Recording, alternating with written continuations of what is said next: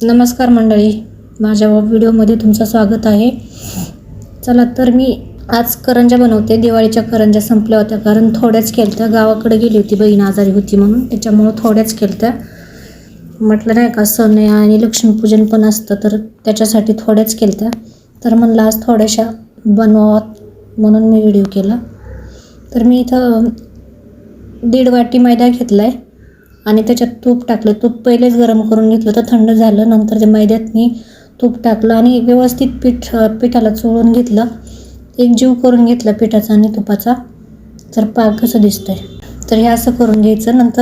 नंतर मी पाणी घेतलं, पाणी टाकलं आणि मळून घेतलं।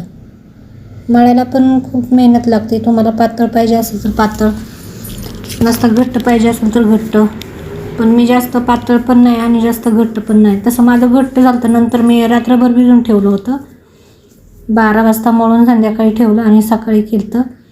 तसं पातळच मळलं होतं पण ते एकदमच घट्ट झालं कसं काय माहिती। नंतर त्याला थोडंसं पाणी लावलं आणि थोडंसं पातळ करून घेतलं आणि पिशवीत ठेवून दिलं तसंच। तर मी इथं बाकूर बनवायला घेतलाय, तुमच्याकडं काय म्हणतात मला नाही माहिती, आमच्याकडं बाकूरच म्हणतात।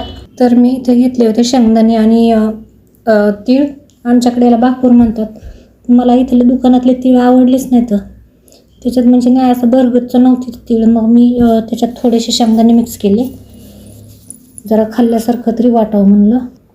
मग मी ते व्यवस्थित भाजून घेतले, जास्त पण भाजले नाहीत, म्हणजे एकदम बारीक गॅस करून भाजवले ते। नंतर शेंगदाणे बारीक केले, भाजून घेतले ते बारीक केले ते मी, आणि तीळ आणि शेंगदाणे मिक्स केले। त्याचा गूळ बारीक करून ठेवला, बारीक म्हणजे किसून घेतला होता मी याच्यात मिक्स केला। दोन्ही मिश्रण एकत्र केले मी व्यवस्थित। नंतर घेतल्या करंज्या करायला, तर इथं मला मदत करायला होता माझा बारका मुलगा लाटून द्यायला आणि मोठा मुलगा भरत होता।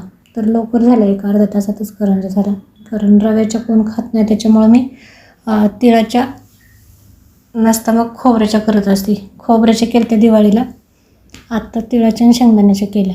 असं मस्त पीठ भिजलं होतं, जास्त मोठे पण नाही जास्त छोट्या पण नाही। तळून घेतले एकदम खुसखुशीत मऊ, एवढे मऊ झाले की सांगायचं काम नाही। हातात घेतले की तोंडात टाकूच तर विघरते पा।